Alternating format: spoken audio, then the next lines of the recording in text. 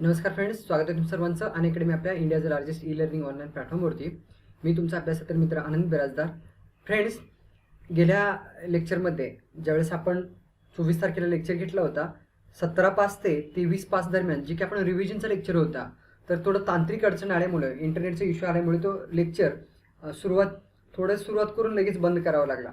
तर त्यामुळं हा जो रिव्हिजनचा लेक्चर आहे तो रेकॉर्ड स्वरूपामध्ये तुम्हाला उपलब्ध करून देण्याचा मी प्रयत्न करत आहे. ठीक आहे फ्रेंड्स, तर प्रश्नोत्तराच्या स्वरूपामध्ये आपण रिव्हिजन करणार आहे. लेक्चरला स्टार्ट करूया. तत्पूर्वी अनअकॅडमी लाईव्ह एमपीसी यूट्यूब चॅनलला तुम्ही जर अजून सबस्क्राईब केलं असेल तर चॅनलला सबस्क्राईब करा. आजचं व्हिडिओ लेक्चर जर तुम्हाला आवडलं तर लाईक करा आणि तुमच्या इतर विद्यार्थी मित्रमैत्रिणींमध्ये शेअर करा. यासोबत तुमच्या काही सूचना असतील, काही प्रश्न असतील तर त्या सूचना आणि ते प्रश्न कमेंटच्या माध्यमातून कळवा. फ्रेंड्स, चालू घडामोडी एका छताखाली नावाचा उपक्रम आपण चालू केले, तुम्हाला सर्वांना माहीत आहे. ह्या उपक्रमाअंतर्गत दररोज 2 लेक्चर्स तुम्हाला प्रोव्हाइड करण्यात येतात. एक पहाटे 5 वाजता, दुसरा सायंकाळी 6 वाजता. पहाटे 5 वाजताच्या लेक्चरमध्ये दिवसभरामध्ये सर्व घडलेल्या घडामोडीचा, म्हणजे कालच्या दिवसभरामध्ये घडलेल्या घडामोडीचा न्यू डिस्कशन करतो आपण ह्यामध्ये, एक्झाम पॉईंट ऑफ व्ह्यू जे महत्त्वाचे असतात ते सर्व. सायंकाळच्या लेक्चरमध्ये काय करतो, एखादा स्पेसिफिक टॉपिक घेतो किंवा एडिटोरियल पेज घेतो, तर तो आपण डिस्कस करतो. एक्झाम पॉईंट ऑफ व्ह्यू महत्त्वाचे असणारे जे की आता रिसेंटली जे काही घडामोडी घडत आहेत तर ती घडामोडी आपण सायंकाळच्या लेक्चरमध्ये डिस्कस करतो. त्यानंतर दर रविवारी रिव्हिजनचा लेक्चर असतो. ठीक आहे, जो की आज आपण जो आता डिस्कस करत आहे तो रिव्हिजनचा लेक्चर आहे. कारण 24 तारखेला थोडा इंटरनेटचा प्रॉब्लेम झाल्या कारणामुळे तर तो रिव्हिजनचा लेक्चर पूर्ण करू शकलो नव्हतो, तर त्यामुळं आज आपण हा रिव्हिजनचा लेक्चर कव्हर करत आहे. फ्रेंड्स, ह्या उपक्रमामध्ये सहभागी करण्यासाठी काय करावं लागेल, तुम्हाला हा टेलिग्राम चॅनल ॲप म्हणजे जॉईन करावं लागेल. टेलिग्राम चॅनलचं नाव काय आहे, अनअकॅडमी एमपीसी करंट अफेअर्स. ठीक आहे, ह्या टेलिग्राम चॅनलला जॉईन केल्यानंतर फायदा काय होईल, तुम्हाला प्रत्येक जो काय आपण लेक्चर अटेंड करतो त्या लेक्चरचं तुम्हाला नोटिफिकेशन वेळोवेळी भेटत राहील ह्या टेलिग्राम चॅनलच्या माध्यमातून.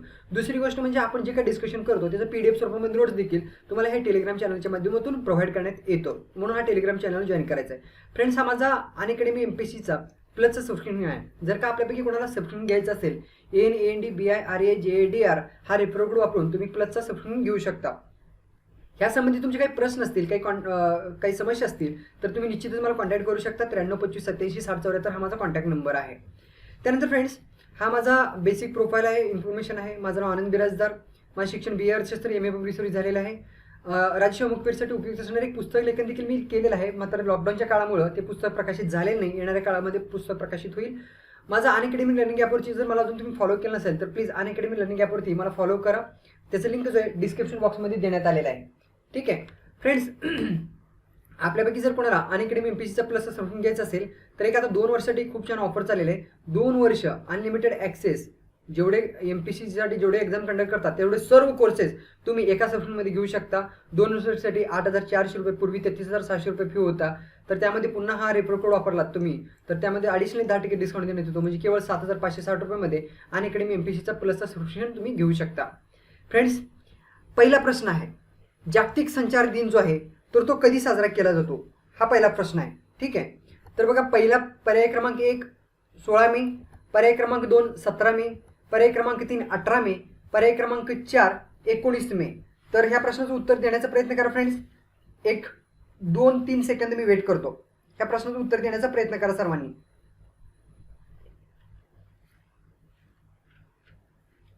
तर फ्रेंड्स, लक्षात घ्या, ह्या प्रश्नाचं उत्तर आहे 17 मे. ठीक आहे, आता 17 मेला जागतिक संचार दिन का साजरा केला जातो आपण हे ऑलरेडी डिस्कस केलेलं आहे. आपण पुन्हा एकदा डिस्कस करूया. बघा, world telecommunication and information society day जो आहे 17 मेला साजरा केला जातो. 2020चा थीम काय आहे, connect 2030 ICTs for the sustainable development goals असं ह्या वर्षीचं थीम आहे. ठीक आहे, तर हे लक्षात ठेवा थीम. आता फ्रेंड्स, 17 मेला साजरा का केला जातो तर ह्याचं वैशिष्ट्य हा आहे की हा जो दिवस आहे आंतरराष्ट्रीय दूरसंचार संघ स्थापनेचा स्मरणार्थ साजरा केला जातो. कारण 17 मे 1865ला आंतरराष्ट्रीय दूरसंचार संघ जो आहे तर तो संघ स्थापन करण्यात आला होता 17 मे 1865ला. तर या दिवसाचं उद्दिष्ट काय आहे फ्रेंड्स, म्हणजे मुख्य उद्दिष्ट काय आहे तर म्हणजे इंटरनेट आणि जे नवीन तंत्रज्ञान आहेत तर इंटरनेट आणि नवीन तंत्रज्ञानाद्वारे आणलेले जे काही सामाजिक बदल आहेत तर त्या बदलाविषयी जागरूकता निर्माण करणं समाजामध्ये, हे महत्त्वाचं ह्या थीमचं एक उद्दिष्ट आहे. आय होप तुम्हाला संबंधित प्रश्न आणि त्याचं डिटेल विश्लेषण तुम्हाला भेटलं असेल. त्यानंतर फ्रेंड्स, पुढचा महत्त्वाचा न्यूज आहे प्रश्न आहे तो म्हणजे बघा, आपला रिव्हिजनचा जो असतो रिव्हिजनचा लेक्चर अशाच पद्धतीने आपण डिस्कस करतो. तर बघा, कुष्ठरोगावरती खालीलपैकी कोणता औषध दिला जातो असा प्रश्न विचारलेला आहे. कुष्ठरोगावरती खालीलपैकी कोणतं औषध दिलं जातो? तर बघा, हे का महत्वाचं आहे, हे प्रश्न का न्यूज कव्हर केलेले आहे ते नंतर सांगेन तुम्हाला. तर बघा, मायकोबॅक्टेरियम डब्ल्यू, त्यानंतर दुसरा पर्याय आहे मायकोबॅक्टेरियम एम, तिसरा पर्याय आहे मायकोबॅक्टेरियम एस, चौथा पर्याय आहे मायकोबॅक्टेरियम के. सर्वांनी उत्तर देण्याचा प्रयत्न करा. 1-2-3 सेकंद वेट करतो. फास्टमध्ये विचार करा. फ्रेंड्स, ह्या प्रश्नाचं उत्तर आहे पर्याय क्रमांक 1 मायकोबॅक्टेरियम 1. ही का चर्चेमध्ये आहे? तर बघा, कोरोना व्हायरसच्या पार्श्वभूमीमध्ये कुष्ठरोगाचं औषध जे कोरोनावरती गुणकारी ठरत आहे असं संशोधकांनी दावा केलेला आहे. म्हणून हा संबंधित न्यूज महत्वाचा आहे. तर बघा, अखिल भारतीय आयुर्विज्ञान संस्था म्हणजेच काय एम्सने काय केलेलं आहे, कोविड-19 वरती एक औषधाच्या चाचण्या सुरू केलेले आहेत. तर त्यामध्ये आश्वासक असं निष्कर्ष हाती आलेले आहेत एम्सला, अशी माहिती एम्समधील ज्येष्ठ वरिष्ठ अधिकाऱ्यांनी सांगितलेलं आहे. तर बघा, मायकोबॅक्टेरियम डब्ल्यू जे, तर अशा चाचणी करण्यात आलेल्या औषधाचं नाव आहे. एकूण 4 रुग्णांनी या औषधाचा उपचार करून घेण्याची तयारी दर्शवली होती. त्यातील 3 रुग्ण जे आहेत तर ते बरे झाले असून त्यांना घरी पाठवण्यात आलेले आहे. हे न्यूज आपण डिस्कस केलेलं आहे. तर बघा, मायकोबॅक्टेरियम डब्ल्यू जे आहे हे औषध जर वैद्यकीय चाचणीत प्रभावी ठरलं तर त्याचा वापर उपचारात समाविष्ट करण्यात येईल. मायकोबॅक्टेरियम डब्ल्यू हे औषध कुष्ठरोगावरती वापरलं जातं फ्रेंड्स. ठीक आहे, जे की आपण प्रश्न याच्यावरती तयार केला होता. अलीकडेच भारतीय विज्ञान आणि औद्योगिक संशोधन परिषदेने या औषधाचं कोविड-19 रुग्णावरील परिणाम शोधण्यासाठी कॅडिला फार्मास्युटिकल्स कंपनीशी भागीदारी केलेली आहे. कुणी भागीदारी केलेली आहे? भारतीय विज्ञान आणि औद्योगिक संशोधन परिषदेने. ठीक आहे फ्रेंड्स, संबंधित न्यूज तुमच्या सर्वांच्या लक्षात राहील, प्रश्न देखील तुमच्या लक्षात राहील. त्यानंतर पुढचा प्रश्न आहे, केंद्र सरकारकडून डॅश डॅश योजनाद्वारे 12वी पर्यंतच्या परीक्षा विद्यार्थ्यांसाठी चॅनल तयार केले जाणार आहेत. केंद्र सरकारकडून डॅश डॅश योजनाद्वारे 12वी पर्यंतच्या परीक्षा विद्यार्थ्यांसाठी चॅनल तयार केले जाणार आहे. तर बघा, कुठली योजना आहे? एक देश एक चॅनल, दुसरा आहे 1 क्लास मोर चॅनल, तिसरा आहे 1 क्लास 1 चॅनल, चौथा आहे 1 चॅनल. या प्रश्नाचे योग्य उत्तर आहे पर्याय क्रमांक 3 1 क्लास 1 चॅनल. संबंधित न्यूज काय आपण डिस्कस करूया. म्हणजे न्यूज म्हणजे ह्या प्रश्नाचं उत्तर प्लस आपला संबंधित न्यूज आपल्याला कव्हर करायचं आहे. शालेय शिक्षणासाठी केंद्र सरकारची मोठी घोषणा, प्रत्येक इयत्तासाठी वेगळं चॅनल, हे न्यूज आपण डिस्कस केलेलं आहे. बघा फ्रेंड्स, डीटीएच जे आहे डायरेक्ट टू होम, डीटीएच वरती प्रत्येक इयत्तासाठी वेगळं चॅनल जे केंद्र सरकारकडून तयार करण्यात येणार आहेत. सध्या असं 3 चॅनल कार्यरत आहेत. त्यामध्ये आणखी 12 चॅनलची भर त्यामध्ये पडणार आहे. ज्या विद्यार्थ्याकडे इंटरनेटची सुविधेचा अभाव आहे त्यांच्यासाठी हा जो निर्णय आहे सरकारचा तर निश्चितच फायद्याचा ठरणार आहे. या चॅनलद्वारे ई कंटेंटची निर्मिती देखील करण्यात येणार आहे. बघा फ्रेंड्स, लक्षात घ्या, 1 क्लास 1 चॅनल या योजनेद्वारे 12वी पर्यंतच्या विद्यार्थ्यांसाठी चॅनल तयार केले जाणार आहेत. ब्रॉडकास्ट कम्युनिटी रेडिओ या माध्यमाचा वापर या ठिकाणी करण्यात येणार आहे. देशातील यानंतर सर्वात महत्त्वाची इन्फॉर्मेशन म्हणजे देशातील टॉप 100 विद्यापीठे जी आहेत तर त्या विद्यापीठांना ऑनलाईन शिक्षणाची परवानगी देखील देण्यात आलेलं आहे. त्यानंतर फ्रेंड्स, पुढचा प्रश्न आहे, सर्वांनी प्रयत्न करा सोडवण्याचा. सीमावर्ती भागामध्ये पायाभूत सुविधा निर्माण करण्यासंदर्भात कोणाच्या अध्यक्षतेखाली तज्ज्ञ समितीची स्थापना केंद्र सरकारने केली होती? असं एक महत्त्वाचा प्रश्न आहे. तर पर्याय क्रमांक 1 लेफ्टनंट जनरल DB शेकटकर यांची समिती स्थापन करण्यात आली होती. लेफ्टनंट जनरल परमजीत सिंह. तिसरा ऑप्शन आहे लेफ्टनंट जनरल माधुरी कानिटकर. चौथा ऑप्शन आहे लेफ्टनंट जनरल अनिल चव्हाण. बघा फ्रेंड्स, सीमावर्ती भागामध्ये पायाभूत सुविधा निर्माण करण्यासंदर्भात कोणाच्या अध्यक्षतेखाली तज्ज्ञ समितीची स्थापना केंद्र सरकारने केली होती? तर ह्या प्रश्नाचं योग्य उत्तर आहे पर्याय क्रमांक 1 लेफ्टनंट जनरल DB शेकटकर. आता संबंधित न्यूज काय होता तर ते आपण डिस्कस करूया. सीमावर्ती भागामध्ये पायाभूत सुविधा निर्माण करण्यासंदर्भात सरकारनं शेकटकर समितीची शिफारशी जे तर ते लागू केलेले आहेत. सीमावर्ती भागामध्ये पायाभूत सुविधा निर्माण करण्यासंदर्भातील लेफ्टनंट जनरल DB शेकटकर यांच्या अध्यक्षतेखाली तज्ज्ञ समितीची 3 महत्त्वपूर्ण समिती शिफारशी जे ते सरकारने स्वीकारलेले आहेत आणि त्याची अंमलबजावणी करण्यात येत आहे, केली जात आहे. तर बघा फ्रेंड्स, संबंधित गोष्टी आपण फॅक्च्युअल इन्फॉर्मेशन लक्षात घ्या. शिफारशी जे आहेत म्हणजे शेकटकर समितीच्या ज्या शिफारशी आहेत तर ते रस्ते बांधण्याला गती प्रदान करण्यासंदर्भातल्या होत्या. ह्या ज्या प्रमुख शिफारशी होत्या तर त्यातल्या कशासाठी शिफारशी होत्या? रस्ते बांधणीला गती प्रदान करण्यासंदर्भातल्या ह्या प्रमुख शिफारशी होत्या, ज्यामुळं सीमावर्ती भागामध्ये सामाजिक आर्थिक विकास होत आहे. बरोबर. सीमावर्ती भागामध्ये पायाभूत सुविधा निर्माण करण्याच्या संदर्भात सरकारने सीमा रस्ते संघटना म्हणजे बॉर्डर रोड ऑर्गनायझेशन जो आहे तर तो सीमा रस्ते संघटनेच्या सर्वोत्तम क्षमतेपेक्षा अधिक रस्ते निर्मितीचं बांधकाम आउटसोर्स करण्याच्या तज्ज्ञ समितीची शिफारशी सरकारने जे अंमलबजावणी केली आहे. लक्षात घ्या फ्रेंड्स. त्यानंतर 100 कोटीपेक्षा जास्त किमतीच्या सर्व कामाच्या अंमलबजावणीसाठी अभियांत्रिकी खरेदी करार पद्धतीचा देखील अवलंब करणं आता ह्यापुढे बंधनकारक असणार आहे. आय होप फ्रेंड्स तुम्हाला सर्वांना हा न्यूज लक्षात येत असेल. त्यानंतर ह्याच अंतर्गत थोडंसं पुढे बेसिक इन्फॉर्मेशन लक्षात घ्या. देशांतर्गत आणि परदेशी खरेदीसाठी बॉर्डर रोड ऑर्गनायझेशनला पूर्वी 7.5 कोटी रुपयावरून आता त्यामध्ये 100 कोटी रुपयापर्यंत वाढीव अधिकार प्रदान करण्यात आलेले आहे. म्हणजे आधुनिक बांधकाम संयंत्रे असेल, उपकरणे असतील, यंत्रसामग्री असतील, संबंधित इतर शिफारशी अंमलात आणलेल्या आहेत. त्यानंतर फ्रेंड्स शेकटकर समितीने अजून काय शिफारस केलेले आहे तर प्रकल्प सुरू होण्यापूर्वी कायदेशीर मंजुरी प्राप्त करण्यासंदर्भात तज्ज्ञ समितीच्या शिफारशीची अंमलबजावणी करत प्रकल्प अंमलबजावणीसाठी EPC पद्धतीचा अवलंब केल्यानंतर केवळ 90% कायदेशीर मंजुरी प्राप्त झाल्यानंतरच काम देणं बंधनकारक असणार आहे. हे प्रमुख काही शिफारसी शेकटकर समितीने केलेल्या आहेत. बघा शेकटकर समिती कशासाठी होती तर सीमावर्ती भागामध्ये पायाभूत सुविधा निर्माण करण्यासंदर्भात होती. हे फॅक्च्युअल इन्फॉर्मेशन लक्षात ठेवा आणि त्यांनी जे काही शिफारसी केलेल्या आहेत तर त्या शिफारसी देखील लक्षात ठेवा. पुन्हा एकदा तुम्ही आपण जे काय आता डिस्कस करत आहे तर ते अनअकॅडमी MPSC करंट अफेअर्स ह्या टेलिग्राम चॅनलच्या माध्यमातून हे तुम्ही एकदा परत रिवाइज करू शकता जे काय आपण आता डिस्कस करत आहे. त्यानंतर फ्रेंड्स पुढे जाऊया. पुढचा महत्त्वाचा प्रश्न आहे टाळेबंदीच्या काळामध्ये म्हणजे लॉकडाऊनच्या काळामध्ये अत्यावश्यक सेवा पुरवणाऱ्या व्यक्ती आणि वाहनांसाठी खालीलपैकी कोणत्या पोलीस अधीक्षक कार्यालयाने कोविड RZ महापोलीस.in ही पास प्रणाली विकसित केलेली आहे. कोविड RZ.महापोलीस.in ही पास प्रणाली विकसित केलेली आहे असं प्रश्न विचारलेला आहे. पर्याय क्रमांक 1 पुणे, पर्याय क्रमांक 2 ठाणे, पर्याय क्रमांक 3 रायगड, पर्याय क्रमांक 4 रत्नागिरी.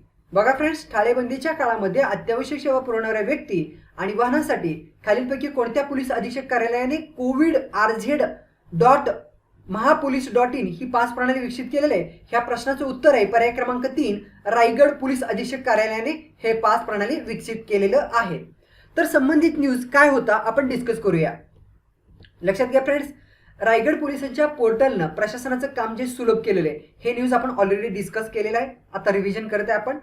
टाळेबंदीच्या काळामध्ये अत्यावश्यक सेवा पुरवणारी जी व्यक्ती आहेत जसे की डॉक्टर्स असतील, बँकेमध्ये काम करणारे कर्मचारी असतील, ठीक आहे, सफाई कर्मचारी असतील किंवा इतर अजून काही महत्त्वाचे काम करण्याची व्यक्ती आहेत आणि अशा वाहनांसाठी रायगड पोलीस अधीक्षक कार्यालयाने ई पास प्रणाली विकसित केलेली आहे. रायगड पोलीस अधीक्षक ज्यांचं नाव आहे अनिल पारसकर, ठीक आहे. तर अनिल पारसकर यांनी सायबर सेलच्या मदतीने एक वेब पोर्टल ज्याचं नाव आहे कोविड RZ.महापोलीस.in हे विकसित केलेलं आहे. यामध्ये फ्रेंड्स QR कोड आधारित ई पास देण्याची सुरुवात करण्यात आलेली आहे. मात्र या पोर्टलची जर उपयुक्त लक्षात घेऊन कोकण विभागाचं म्हणजे ह्या पोर्टलचं ही जी पोर्टल आहे जी की रायगड पोलीस अधीक्षक कार्यालयाने सुरू केलेलं आहे म्हणजेच अनिल पारसकर सरांनी केलेलं आहे, हे सुरुवात केलेलं आहे. तर ह्याचा उपयुक्त लक्षात घेऊन तर कोकण विभागाचे पोलीस महानिरीक्षक म्हणजे IG ज्यांना म्हणतात तर निकेत कौशिक यांनी हे पोर्टल कोकण विभागामध्ये वापरण्याचा निर्णय घेतला होता. कोकणातील रायगड, रत्नागिरी, पालघर, सिंधुदुर्ग या जिल्ह्यामध्ये हे पोर्टल वापरण्यात आलेलं आहे. 24 मार्च पासून रायगड जिल्ह्यामध्ये सुरू केलेले हे पोर्टल 28 मार्च पासून राज्यभरामध्ये वापरलं जाऊ लागलेलं आहे. राज्यभरामध्ये जे अडकून बघा फ्रेंड्स त्यानंतर म्हणजे फक्त हे जे पोर्टल आहे फक्त कोकण साठीच मर्यादित राहिलेलं नाही तर 24 मार्च पासून रायगड जिल्ह्यात सुरू झालेले हे पोर्टल जे आहे तर ते 28 मार्च पासून संपूर्ण राज्यभरामध्ये वापरलं जाऊ लागलेलं आहे. म्हणून हा न्यूज खूप इम्पॉर्टंट आहे.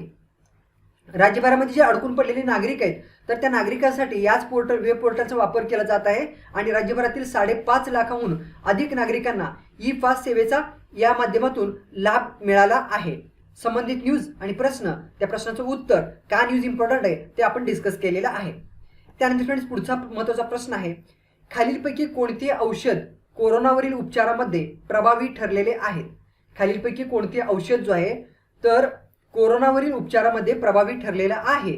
तर पर्याय क्रमांक 1 हायड्रोक्लोरोक्विन, पर्याय क्रमांक 2 रेमडेसिवीर, पर्याय क्रमांक सर फ्रेंड्स इथं माफ करा काय झालेलं आहे इथं ABC असं मी द्यायला पाहिजे होतं तर ते चुकून देता आलेलं नाही, राहून गेलं माझ्याकडनं. प्रश्न काय आहे की खालीलपैकी कोणते औषध जो आहे कोरोनावरील उपचारामध्ये प्रभावी ठरलेले आहेत. हायड्रोक्लोरोक्विन, रेमडेसिवीर, लोपिनावीर, रिटोनावीर, ठीक आहे. तर आता पर्याय तुमच्या समोर आहेत. पर्याय क्रमांक 1 केवळ ए आणि बी बरोबर, पर्याय क्रमांक 2 बी आणि सी बरोबर, पर्याय क्रमांक 3 केवळ ए बी डी बरोबर, पर्याय क्रमांक 4 सर्व बरोबर. ह्या प्रश्नाचं उत्तर आहे सर्व बरोबर. म्हणजेच काय, हायड्रोक्लोरोक्विन, रेमडेसिवीर, लोपिनावीर आणि रिटोनावीर हे जे औषध आहेत तर ते कोरोनावरील उपचारामध्ये प्रभावी ठरलेले आहेत. फ्रेंड्स, संबंधित न्यूज काय आपण डिस्कस करूया. बघा, अश्वगंधा जी आहे कोरोनावरती ठरू शकतं प्रभावी, असं IIT दिल्ली आणि जपानी संस्थेच्या संशोधकांचा निष्कर्ष आलेला आहे समोर. तर संबंधित न्यूज आपण डिस्कस करूया. तर बघा, हायड्रोक्लोरोक्विन, रेमडेसिवीर, लोपिनावीर, रिटोनावीर, त्यानंतर फॅव्हिपिरावीर ही जी औषधं आहेत तर ती कोरोनावरील उपचारामध्ये प्रभावी ठरलेले आहेत. पण या व्हायरसचं एक व्यक्तीमधून दुसऱ्या माणसामध्ये जे होणारं संक्रमण आहे तर ते संक्रमण रोखणारं किंवा त्या रुग्णाला हमखास कोरोनामुक्त करणारं अजूनपर्यंत कुठलंही औषध सापडलेलं नाही आहे. आता आयुर्वेदाच्या माध्यमातून कोरोनावरती उपचार शोधून काढण्यासाठी संशोधन जे आहे सुरू करण्यात आलेलं आहे. तर IIT दिल्ली आणि national institute of advance industrial science and technology in Japan यांच्या एकत्रित संशोधनातून अश्वगंधा जी आयुर्वेदिक औषध आहे तर ते अश्वगंधा हे आयुर्वेदिक औषध कोरोना व्हायरसवरती परिणामकारक ठरत असल्याचा एक निष्कर्ष संशोधकांनी समोर आणलेला आहे. ठीक आहे फ्रेंड्स, संबंधित न्यूज तुमच्या लक्षात आलं असेल. तर आता अश्वगंधा कोरोनावरती ठरू शकतं प्रभावी, IIT दिल्ली आणि जपानी संस्थेचे निष्कर्ष. तर आता हे कुठल्या दोन संस्थेने मिळून ही निष्कर्ष काढलेला आहे तर IIT दिल्ली आणि national institute of advance industrial science and technology in Japan, ठीक आहे, यांच्या एकत्रित संशोधनातून अश्वगंधा जे हे आयुर्वेदिक औषध कोरोना व्हायरसवरती परिणामकारक ठरत असल्याचं समोर आलेलं आहे. परीक्षेमध्ये फ्रेंड्स कोरोना व्हायरसच्या निगडीत काहीही आपल्याला मिस करायचं नाही म्हणून हा न्यूज आपण कव्हर केलेला आहे. तर बघा, आतापर्यंत कुठले औषध ह्याच्यावरती गुणकारी ठरलेले आहेत कोरोनावरती, परीक्षेमध्ये जर विचारले तर आपल्याला सांगता यायला पाहिजे, कारण हे कंटिन्यू कुठल्या ना कुठल्या ह्याच्यामध्ये चर्चेमध्ये आहेत. तर हायड्रोक्लोरोक्विन आहे, रेमडेसिवीर आहे, लोपिनावीर आहे, रिटोनावीर आहे, फॅव्हिपिरावीर आहे. संबंधित न्यूज तुमच्या सर्वांच्या लक्षात आला असेल फ्रेंड्स. जर संबंधित न्यूज तुमच्या लक्षात आला असेल तर पुढे जाऊया. पुढचा महत्त्वाचा न्यूज, कोरोना व्हायरसमुळं भारतीय अर्थव्यवस्थेसमोर निर्माण झालेली जी संकट आहे तर त्या संकटाचा सामना करण्यासाठी पंतप्रधान नरेंद्र मोदी यांनी 12 मे रोजी आत्मनिर्भर भारत योजना जाहीर केली. या योजनेअंतर्गत 20 लाख कोटी रुपये आर्थिक पॅकेज जाहीर करण्यात आले असून या उपाययोजनेची व्यवस्थित अंमलबजावणीचं निरीक्षण करण्यासाठी खालीलपैकी कोणाच्या अध्यक्षतेखाली अनौपचारिक मंत्री गटाची स्थापना करण्यात आलेलं आहे. फ्रेंड्स, माफ करा, खूप मोठा प्रश्न तयार झालेला आहे नाही का. तर बघा, ह्या प्रश्नाचं उत्तर शोधण्यासाठी पहिला उत्तर जो आहे थोडक्यात काय की ह्या प्रश्न काय सांगत आहे, जे आत्मनिर्भर भारत योजना नरेंद्र मोदी यांनी 12 मेला डिक्लेअर केला आणि त्यानंतर लगातार 5 दिवस अर्थमंत्री निर्मला सीतारामन यांनी पत्रकार परिषदेच्या माध्यमातून, ठीक आहे, पत्रकार परिषदेच्या माध्यमातून वेगवेगळ्या माध्यमातून काय केलेलं आहे, ती जे योजना आहेत तर ते आपल्या सर्वांसमोर आणलेलं आहे कंटिन्यू 5 दिवस. तर त्या पार्श्वभूमीमध्ये ही जी आता उपाययोजना करण्यात आलेली आहेत तर त्याचं व्यवस्थित इम्प्लिमेंट होत आहे की नाही तर ह्याचं बघण्याची जबाबदारी कोणावरती सापडलेली आहे, एक अनौपचारिक मंत्री गटाची स्थापना करण्यात आलेली आहे. तर त्या मंत्री गटाच्या अध्यक्ष कोण आहे असा प्रश्न विचारलाय. तर पर्याय क्रमांक 1 राजनाथ सिंह, पर्याय क्रमांक 2 अमित शाह, पर्याय क्रमांक 3 निर्मला सीतारामन, पर्याय क्रमांक 4 जे आहेत पियुष गोयल. ह्या प्रश्नाचं योग्य उत्तर आहे पर्याय क्रमांक 1 राजनाथ सिंह. तर संबंधित न्यूज काय होता तर आपण डिस्कस करूया. लक्षात घ्या फ्रेंड्स, 20 लाख कोटीच्या पॅकेजवरती लक्ष ठेवण्यासाठी नरेंद्र मोदी यांनी टीम तयार केलेली आहे. तर या 5 जणांवरती जी जबाबदारी सोपवलेली आहे. तर बघा, कोरोना व्हायरसमुळे जे अर्थव्यवस्थेसमोर निर्माण झालेली जी संकट आहे तर त्या संकटाचा सामना करण्यासाठी पंतप्रधान नरेंद्र मोदी यांनी आर्थिक पॅकेज जाहीर केलेलं होतं 12 मेला. त्यानंतर आता मोदी यांनी या पॅकेजची आणि केलेली जी उपाययोजना आहे तर त्या उपाययोजनेची व्यवस्थितपणे अंमलबजावणी होतं की नाही हे बघण्यासाठी, हे पाहण्यासाठी 5 जणांची टीम तयार केलेली आहे. या पॅकेजवरती एक अनौपचारिक मंत्री गटाचं लक्ष ठेवणार आहे. तर त्याचं नेतृत्व कोण करत आहे, म्हणजे अध्यक्ष कोण आहेत, संरक्षण मंत्री राजनाथ सिंह यांचं नेमलेलं आहे. आणि त्या इतर मंत्री गटामध्ये अजून कोण कोण आहेत, केंद्रीय गृहमंत्री अमित शहाचा समावेश आहे. त्यानंतर अर्थमंत्री निर्मला सीतारामन यांचा समावेश आहे. रेल्वे आणि वाणिज्य मंत्री पियुष गोयल यांचा समावेश करण्यात आलेला आहे. नागरी उड्डाण मंत्री हरदीप पुरी यांचा देखील त्यामध्ये समावेश करण्यात आलेलं आहे. संबंधित न्यूज तुमच्या सर्वांच्या लक्षात आला असेल फ्रेंड्स. त्यानंतर पुढचा महत्त्वाचा न्यूज आहे तो म्हणजे प्रश्न आहे, one nation one voice Jayatu Jayatu Bharatam हे गाणं जे आहे 211 जणांनी स्वरबद्ध केले असून खालीलपैकी कुणी या गाण्याचं लेखन केलेलं आहे. One nation one voice Jayatu Jayatu Bharatam हे जे गाणं आहे कुणी लेखन केलेलं आहे असं प्रश्न विचारलेला आहे. तर बघा, पर्याय क्रमांक 1 प्रसन्न जोशी, पर्याय क्रमांक 2 AR रहमान, पर्याय क्रमांक 3 सुखविंदर सिंह, पर्याय क्रमांक 4 अरिजित सिंग. ह्या प्रश्नाचे योग्य उत्तर आहे वन नेशन वन वॉइस जय तू भारतम. हे गाण्याचं जो लेखन आहे तर तो प्रसून्न जोशी यांनी केलेलं आहे. म्हणून ह्या प्रश्नाचं उत्तर जे आहे पर्याय क्रमांक 1 आहे. संबंधित न्यूज काय होता आपण डिस्कस करूया friends. One nation one voice Jayatu Bharatam हे गाणं जे तर ते 211 जणांनी काय केलेलं आहे स्वरबद्ध केलेलं आहे. One nation one voice Jayatu Bharatam असं या गाण्याचं नाव आहे. कोरोना व्हायरसच्या पार्श्वभूमीमध्ये कठीण परिस्थितीमध्ये लोकांमधील जो उत्साह कायम ठेवण्यासाठी हे गाणं तयार करण्यात आलेलं आहे. कोरोनाच्या काळामध्ये कोरोना व्हायरसच्या पार्श्वभूमीमध्ये कठीण परिस्थितीमध्ये जे लोकांमधील जो उत्साह आहे तर तो उत्साह कायम ठेवण्यासाठी हे गाणं जे तयार करण्यात आलेलं आहे. हे गाणं प्रसून्न जोशी यांनी लिहिले असून हे गाणं 12 भाषांमध्ये तयार केलं गेलं आहे. त्यानंतर फ्रेंड्स पुढचा महत्त्वाचा प्रश्न आहे अफान हे चक्रीवादळ खालीलपैकी कोणत्या समुद्रात आलेलं आहे असं प्रश्न विचारलेला आहे. पर्याय क्रमांक 1 पॅसिफिक समुद्र, पर्याय क्रमांक 2 अरबी समुद्र, पर्याय क्रमांक 3 हिंदी महासागर, पर्याय क्रमांक 4 बंगालचा उपसागर. अफान हे चक्रीवादळ जो आहे खालीलपैकी कोणत्या समुद्रात आलेलं आहे तर हे जे चक्रीवादळ आहे पर्याय क्रमांक 4 ह्या प्रश्नाचं उत्तर आहे बंगालच्या उपसागरामध्ये आलेलं आहे. आय थिंक फ्रेंड्स तुम्हाला हा प्रश्न कळला असेल तर संबंधित न्यूज आपण डिस्कस करूया. बघा अफान चक्रीवादळ जे आहे तर ते तीव्र असून ताशी 140 फ्रेंड्स इथं चुकून 14 झालेलं आहे तर 140 किलोमीटर वेगानं उत्तर पूर्वेकडे सरकत आहे. म्हणजेच बघा ह्या ठिकाणी तुम्ही बघू शकता हा भारताचा नकाशा समजा ठीक आहे. हा तर इथून हा जो भाग आहे तर हा बंगालचा उपसागर आहे. हा भारताचा नकाशा ठीक आहे. ठीक आहे तर इकडे काय अरबी समुद्र आहे तर कुठं आलेलं आहे हे अफान चक्रीवादळ जो आहे तर तो ह्या भागामध्ये आलेला आहे. तर आता पश्चिम बंगालमध्ये दिघापासून म्हणजे ही 2 राज्य जे आहेत ह्या ठिकाणी पश्चिम बंगाल आहे समजा ठीक आहे. ह्या ठिकाणी जे आहे पश्चिम बंगाल राज्य समजा आणि ह्या ठिकाणी ओडिसा हे राज्य समजा ठीक आहे.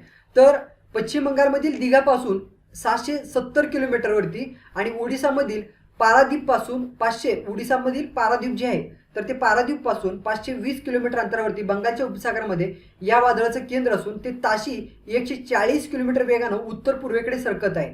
ठीक आहे उत्तर पूर्वेकडे सरकत आहे असं सांगितलेलं आहे. फ्रेंड्स अफान चक्रीवादळ लक्षात ठेवा ह्याचं स्पीड नंतर 140 ते 160 दरम्यान आहे असंही देखील हे महत्त्वाचं इन्फॉर्मेशन लक्षात ठेवा. त्यानंतर फ्रेंड्स पुढचा महत्त्वाचा प्रश्न आहे जो म्हणजे कोरोना व्हायरस या रुग्णसंख्येचा विचार करता 1 लाखाचा टप्पा पार करणारा भारत कितवा देश ठरलेला आहे जगामध्ये. पर्याय क्रमांक 1 10वा, पर्याय क्रमांक 2 11वा, पर्याय क्रमांक 3 12वा, पर्याय क्रमांक 4 13वा. तर या प्रश्नाचं योग्य उत्तर आहे फ्रेंड्स पर्याय क्रमांक 2 11वा. कोरोना व्हायरसचा रुग्णसंख्येचा विचार करता 1 लाखाचा टप्पा पार करणारा भारत जो आहे कितवा देश ठरलेला आहे 11वा ठरलेला आहे. म्हणून या प्रश्नाचं योग्य उत्तर आहे पर्याय क्रमांक 2. संबंधित न्यूज आपण डिस्कस करूया फ्रेंड्स. कोरोना व्हायरस 1 लाखाचा टप्पा ओलांडणारा भारत ठरलेला 11वा देश. तर बघा वर्ल्डोमीटरच्या आकडेवारीनुसार जगामध्ये आतापर्यंत 49,08,200 जणांचा कोरोना व्हायरसचा संसर्ग झालेला आहे. आतापर्यंत 3,20,000 जणांचा कोरोना व्हायरसमुळे जगभरामध्ये मृत्यू झालेला आहे आणि 19,17,000 जे रुग्ण आहेत तर ते कोरोना व्हायरसपासून मात करून बरे झालेले आहेत. तर आता बघा फ्रेंड्स सर्वात जास्त रुग्णसंख्या जी आहे तर कुठल्या देशामध्ये आहेत कोरोना व्हायरसच्या परीक्षेमध्ये प्रश्न विचारतील तर ते अमेरिकेमध्ये आहे. किती आहे 15,50,539. फ्रेंड्स हे न्यूज ऑलरेडी डिस्कस केलेले आहे. आता ह्या रुग्णसंख्येमध्ये निश्चितच भर पडलेला आहे. तर बघा कुठल्या कुठल्या देशामध्ये 1 लाखाचा टप्पा पार केलेला आहे कोरोना व्हायरसनं. आता पेरूने देखील टप्पा पार केला असेल तर बघा अमेरिकेमध्ये पार केलेला आहे, रशियाने पार केलेला आहे, स्पेनने पार केलेलं आहे, ब्राझीलने 1 लाखाचा टप्पा पार केलेला आहे, युनायटेड किंगडम म्हणजे युकेने देखील 1 लाखाचा टप्पा पार केलेला आहे, इटलीने देखील 1 लाखाचा टप्पा पार केलेला आहे, फ्रान्सने देखील 1 लाखाचा टप्पा पार केलेला आहे, जर्मनी देखील 1 लाखाचा टप्पा पार केलेला आहे, तुर्कस्तान त्यानंतर इराण आणि भारताचा क्रमांक जो कितवा आहे भारताचा क्रमांक जो आहे तर तो 11वा आहे. त्यानंतर आता पेरू देखील 1 लाखाचा टप्पा पार करण्याच्या मार्गावर आहे. कदाचित 1 लाखाचा टप्पा पेरू या देशाने पार केला असेल. फ्रेंड्स सगळ्यात जास्त जो इम्पॅक्ट आहे कोरोना व्हायरसचा कुठल्या देशामध्ये झालेला आहे तर अमेरिका आणि युरोप ह्या देशामध्ये झालेला आहे. ज्यावेळेस आपण कोरोना व्हायरसचा संबंधित न्यूज डिस्कस करत होतो तर त्यामध्ये कोरोना व्हायरस जे तर एकंदरीत कुठल्या कुठल्या भागामध्ये कसं कसं इम्पॅक्ट करत आहे तर ते आपण डिस्कस केलेला होता. त्यानंतर फ्रेंड्स पुढचा महत्त्वाचा प्रश्न आहे राम मंदिर ट्रस्टच्या अध्यक्षपदी खालीलपैकी कोणाची निवड करण्यात आलेली आहे. पर्याय क्रमांक 1 चंपतराय, पर्याय क्रमांक 2 नृपेंद्र मिश्रा, पर्याय क्रमांक 4 अरविंद स्वामी, पर्याय क्रमांक 3 अरविंद स्वामी आणि पर्याय क्रमांक 4 महंत नृत्य गोपालदास. राम मंदिर ट्रस्टच्या अध्यक्षपदी खालीलपैकी म्हणजेच महंत नृत्य गोपालदास यांचं निवड करण्यात आलेलं आहे. म्हणून ह्या प्रश्नाचे योग्य उत्तर आहे पर्याय क्रमांक 4. तर संबंधित न्यूज काय आपण डिस्कस करूया फ्रेंड्स. म्हणजे का आपण हे प्रश्न तयार केलेले आहे आणि का न्यूज आपण कव्हर केलेले आहे तर ते समजून घेण्याचा आपण प्रयत्न करूया. राम मंदिराच्या कामाला प्रारंभ झालेला आहे. खोदकाम करताना सापडल्या पुरातन मूर्ती आणि नक्षीदार खांब हे आपण ऑलरेडी डिस्कस केलेलं आहे. तर राम जन्मभूमी आणि बाबरी मशीद जो वाद मिटल्यानंतर अखेर राम मंदिर उभारण्याची कामाला सुरुवात झालेला आहे. लॉकडाऊनच्या 4थ्या टप्प्यामध्ये केंद्र सरकारनं बांधकामाला मुभा दिली असून मागील 10 दिवसापासून अयोध्येमध्ये राम मंदिरचं बांधकामाला सुरुवात करण्यात आलेलं आहे. राम मंदिरच्या उभारणीसाठी केंद्र सरकारनं म्हणजे केंद्रानं सर्वोच्च न्यायालयाचे जे आदेश आहेत तर त्या आदेशाप्रमाणे श्री राम जन्मी तीर्थक्षेत्र ट्रस्ट स्थापन केला होता. या ट्रस्टच्या देखरेखीखाली मंदिराची कामाला सुरुवात झालेला आहे. तर शतकाहून अधिक काळ चाललेल्या या अयोध्येतील राम जन्मभूमी बाबरी मशीद वादावरती सर्वोच्च न्यायालयाने 9 नोव्हेंबर 2019 रोजी ऐतिहासिक निकाल दिला. तर त्या ऐतिहासिक निकालामध्ये सर्वोच्च न्यायालयाने काय निकाल दिला फ्रेंड्स, तर सर्वोच्च न्यायालयाने जो निकाल दिला तो आपल्यासाठी महत्त्वाचा आहे. 9 नोव्हेंबर 2019 ही तारीख लक्षात ठेवा. राम जन्मभूमी जो विवाद होता, राम जन्मभूमी आणि बाबरी मशीदचा जो विवाद होता तर ह्या विवादावरती ऐतिहासिक निर्णय जो आहे कधी दिलेला आहे 9 नोव्हेंबर 2019 रोजी ह्यावरती त्यांनी निकाल दिलेला आहे. तर समजून घ्या या वादग्रस्त जागेवरती राम मंदिरचं निर्माण करण्यात यावं यासाठी एक ट्रस्ट स्थापन करण्यात यावा. याचबरोबर मशीद उभारण्यासाठी अयोध्येमध्ये मोक्याच्या ठिकाणी जागा उपलब्ध करून देण्याची यावी असा निकाल यांनी सर्वोच्च न्यायालयाने दिलेला आहे. ठीक आहे फ्रेंड्स, आय होप तुम्हा सर्वांना संबंधित न्यूज चांगलं लक्षात आला असेल. जर लक्षात आला असेल तर पुढचा महत्त्वाचा प्रश्न आपण डिस्कस करूया. फ्रेंड्स माफ करा, प्रश्न डिस्कस करण्यापूर्वी काही बेसिक इन्फॉर्मेशन आपण डिस्कस करूया. तर लक्षात घ्या राम मंदिर ट्रस्ट अध्यक्षपदी महंत नृत्य गोपालदास आणि सरचिटणीसपदी चंपतराय यांची नेमणूक करण्यात आलेली आहे. तर आता जी हे व्यक्ती आहेत तर परीक्षामध्ये का महत्त्वाचं आहेत तर बघा कुठलीही परीक्षा असू द्या एमपीसीची, मग ते राज्यसेवेची असू द्या कंबाईनची असू द्या, एका बाजूला व्यक्तींची नावं देतील आणि एका बाजूला त्यांची पदं देतील. म्हणजे कुठल्या पदाचं त्यांची नेमणूक करण्यात आलेली आहे असं विचारतील. तर त्या अनुषंगाने हे सगळं लक्षात ठेवण्याचा प्रयत्न करा. तर बघा अयोध्येमध्ये भव्य राम मंदिर उभारण्यासाठी केंद्र सरकारकडून श्रीराम जन्मभूमी तीर्थक्षेत्र न्यास ट्रस्टची स्थापना करण्यात आलेली आहे. महंत नृत्य गोपालदास यांची ट्रस्टच्या अध्यक्षपदी नेमणूक करण्यात आलेली आहे आणि विश्व हिंदू परिषदेचे चंपतराय यांची सरचिटणीसपदी निवड करण्यात आलेली आहे. तर चंपतराय कोण आहेत, कुठल्या पदावरती नेमणूक करण्यात आलेले आहे ट्रस्टच्या, तर सरचिटणीसपदी. अध्यक्ष कोण आहेत, महंत नृत्य गोपालदास हे अध्यक्ष आहेत. तर तयार करण्यात आलेले जे भवन आहे तर त्या भवन निर्माणाच्या समितीच्या अध्यक्षपदाची जबाबदारी कोणावरती सोपवलेली आहे, पंतप्रधान मोदींचं माजी प्रधान सचिव नृपेंद्र मिश्रा यांना ही जबाबदारी सोपवण्यात आलेली आहे, ही जबाबदारी देण्यात आलेली आहे. आय थिंक फ्रेंड्स तुम्हा सर्वांना हे न्यूज चांगलं लक्षात आलं असेल. त्यानंतर आपण पुढचं प्रश्न डिस्कस करूया. पुढचा प्रश्न काय आहे, खूप महत्त्वाचा प्रश्न आहे. तर लक्षात घ्या, आधी प्रश्न डिस्कस करूया. ब्रिटनमधील नॅशनल क्लायमेट चेंज नियतकालिकेनुसार टाळेबंदी काळामध्ये कार्बन उत्सर्जनामध्ये भारतात डॅश डॅश टक्के आणि जगात डॅश डॅश टक्के एवढी घट नोंदवण्यात आलेली आहे असं हे परीक्षेमध्ये प्रश्न विचारलेला आहे. तर आपण म्हणजे ह्यावरती प्रश्न विचारलेले आहे ते आपण उत्तर शोधण्याचा प्रयत्न करूया. तर बघा ब्रिटनमधील जी नॅशनल क्लायमेट चेंज नियतकालिकेनुसार टाळेबंदी म्हणजे लॉकडाऊनच्या काळामध्ये कार्बन उत्सर्जनाचा जर विचार केला तर भारतामध्ये किती घट झालेली आहे आणि जगामध्ये किती घट झालेली आहे असं एकंदरीत प्रश्नात विचारलेलं आहे. तर पर्याय क्रमांक 1 26-17% अनुक्रमे, पर्याय क्रमांक 2 17-26% अनुक्रमे, पर्याय क्रमांक 3 28-16% अनुक्रमे, पर्याय क्रमांक 4 22-13%. ह्या प्रश्नाचे योग्य उत्तर आहे पर्याय क्रमांक 1 26-17%. ब्रिटनमधील जी नॅशनल क्लायमेट चेंज नियतकालिका आहे त्या नियतकालिकानुसार टाळेबंदी काळामध्ये कार्बन उत्सर्जनामध्ये भारतामध्ये किती टक्के घट नोंदवण्यात आलेले आहे 26% आणि जगामध्ये किती टक्के घट नोंदवण्यात आलेले आहे तर 17% एवढं घट नोंदवण्यात आलेलं आहे. त्यानंतर फ्रेंड्स पुढचा महत्त्वाचा न्यूज आहे. पुढचं मत म्हणजे ह्या प्रश्नावरती ह्याचं आपण ॲडिशनली थोडंसं इन्फॉर्मेशन लक्षात घेऊया जेणेकरून परीक्षेमध्ये प्रश्न हमखास विचारण्याची दाट शक्यता आहे. तर बघा, एप्रिल 2019 आणि एप्रिल 2020 मधील कार्बनच्या प्रणालीची तुलना करून हा निष्कर्ष काढण्यात आलेला आहे. ब्रिटनमधील नॅशनल क्लायमेट चेंज या नियतकालिकेने म्हटलं आहे की कार्बन उत्सर्जनामध्ये टाळेबंदीमुळे जानेवारी ते एप्रिल या काळामध्ये जगभरामध्ये 2019च्या पातळीपेक्षा मोठी घट नोंदवण्यात आलेली आहे. ती वर्षाखेरीस किती असणार आहे म्हणजे वर्षाखेरीपर्यंत तर त्यामध्ये 4.4 ते 8% राहील असं देखील सांगितलेलं आहे.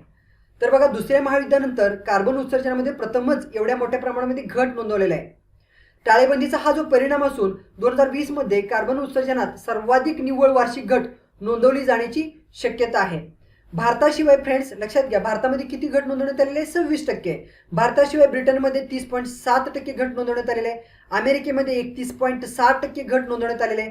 चीनमध्ये 23.9% घट नोंदवली गेलेली आहे. 7 एप्रिलला टाळेबंदीचा सर्वोच्च काळ असताना दिवसाला कार्बन उत्सर्जन 17% कमी झालं. याचा अर्थ जगामध्ये 17 दशलक्ष टन कार्बन जे तर ती कमी सोडला गेला असं थोडक्यात यामध्ये सांगितलेलं आहे. म्हणजेच फ्रेंड्स लक्षात घ्या, 17% जे कमी नोंदवलं गेलं याचा अर्थ काय की 17 दशलक्ष टन कार्बन जे कमी सोडलं गेलेलं आहे. 26% म्हणजेच काय, 26 दशलक्ष टन कार्बन जे तर ते कमी नोंदवलं गेलेलं आहे. त्यानंतर फ्रेंड्स ह्याच्याच अंतर्गत अजून थोडंसं ॲडिशनल इन्फॉर्मेशन लक्षात घ्या. रस्ते वाहतुकीतून होणारं जे कार्बन उत्सर्जन आहे तर त्यामध्ये 23% घट नोंदवण्यात आलेलं आहे. ऊर्जा निर्मितीमधील कार्बन उत्सर्जनामध्ये 19% घट नोंदवण्यात आलेलं आहे.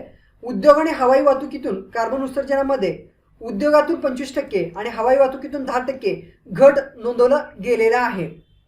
2020 अखेरीस कार्बन उत्सर्जनातील घट फ्रेंड्स 4 ते 7% राहील असा अंदाज सांगण्यात आलेला आहे. ठीक आहे, 2020 मध्ये 20 अखेरीस कार्बन उत्सर्जनामधील घटाचा जर प्रमाण विचार घेतला तर ते 4 ते 7% राहील असा अंदाज ह्या ठिकाणी वर्तवण्यात आलेला आहे.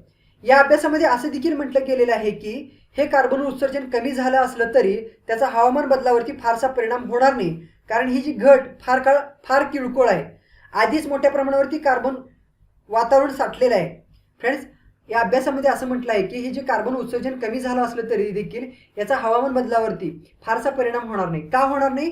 तर ही जी घट आहे फार किरकोळ आहे. आधीच मोठ्या प्रमाणामध्ये कार्बन वातावरणामध्ये साठलेलं आहे. संशोधनाचं प्रमुख लेखक कॉरिनल क्लियर यांनी म्हटलं की टाळेबंदीमुळे ऊर्जेचा वापर कमी झाला, त्यामुळं कार्बन उत्सर्जन कमी झाले. यातून कुठलाही रचनात्मक बदल जो आहे तो सूचित होत नाही असं त्यांनी मत व्यक्त केलेलं आहे.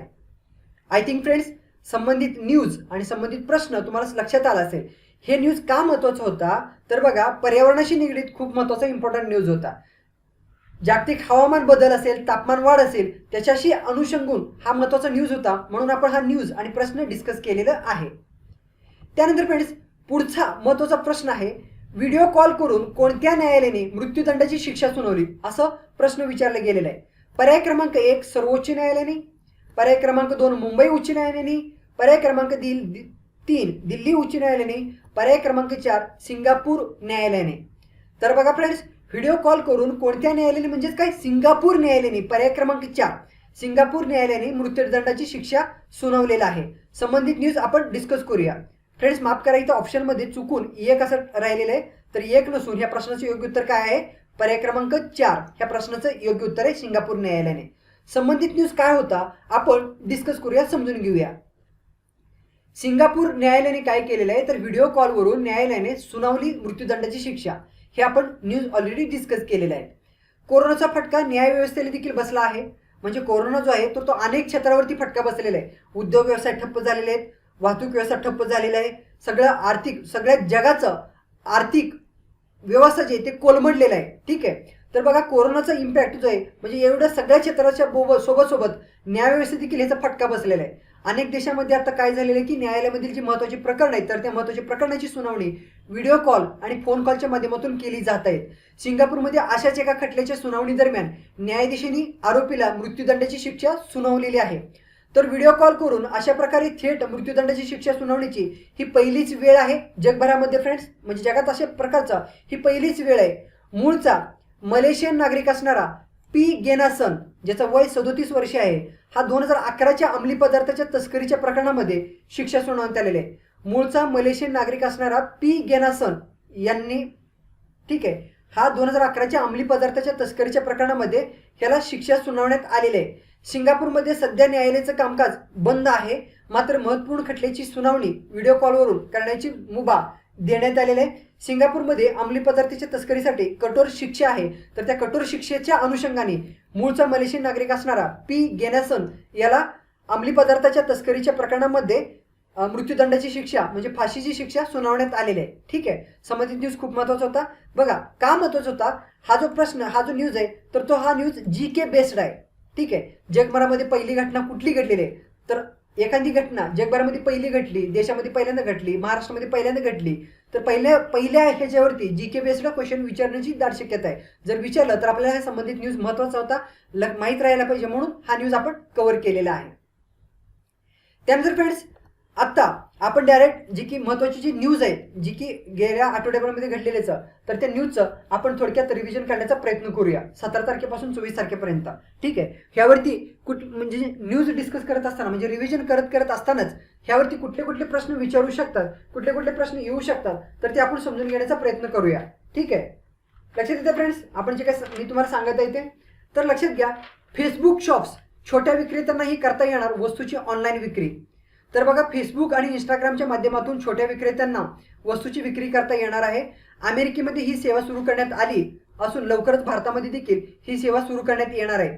हळूहळू फ्रेंड्स लॉकडाऊन शिथिल केला जात असला तरी जी गर्दी टाळण्याचा आणि होम डिलिव्हरी सारखा पर्यायाचा अवलंब करण्याचा आव्हान जो आहे, तर जगभरामधील सर्व सरकारकडून सांगण्यात येत आहे. विशेषतः भारतातील जो केंद्र सरकार आहे, तर केंद्र सरकारकडून वेळोवेळी सांगण्यात येत आहे. तर बघा, फेसबुकचे CEO मार्क झुकरबर्ग यांनी एक पोस्ट लिहून याविषयी त्यांनी माहिती दिलेली आहे. कोरोनामुळे निर्माण झालेली जी आर्थिक अस्थिरता आहे, तर त्या आर्थिक अस्थिरतेतून बाहेर पडण्यासाठी छोटे दुकानदार आणि जे छोटे व्यावसायिक आहेत, तर ते छोटे व्यावसायिक प्रयत्न करत आहेत. घरी राहून सुरक्षित राहण्याचं आव्हान केलं जात आहे. त्याचबरोबर कोट्यावधी लोकांना त्यांची नोकरी गमावावी लागलेली आहे. यामुळं लॉकडाऊन व्यवसाय ही गोष्ट सध्या खूप महत्त्वाची आहे, असं मार्क झुकरबर्ग यांनी एका पोस्टच्या माध्यमातून त्यांनी केलेलं आहे. तर फ्रेंड्स, फेसबुक शॉप्स म्हणजे छोट्या विक्रेत्यांनी करता येणार वस्तूची ऑनलाईन विक्री काय आहे आपण समजून घेऊया. तर बघा, फेसबुक शॉप्स म्हणजे काय, तर बघा, फेसबुकने आता वस्तूची ऑनलाईन खरेदी विक्री सुरू करण्याचा योजनेवरती काम करत आहे. ही जी सेवा आहे फ्रेंड्स, ही जी सेवा आहे, तर ते अमेरिकेमध्ये सुरू करण्यात आलेले आहे. लवकरच भारतामध्ये देखील सुरू करण्यात येणार आहे. फेसबुक बरोबर इंस्टाग्रामवरती देखील ही सुविधा उपलब्ध करून देण्यात आलेली आहे. फेसबुक शॉप हा एक प्रामुख्याने छोट्या व्यावसायिकासाठी सुरू करण्यात आलेला एक महत्त्वाचा उपक्रम आहे. कोणासाठी? छोट्या व्यावसायिकासाठी.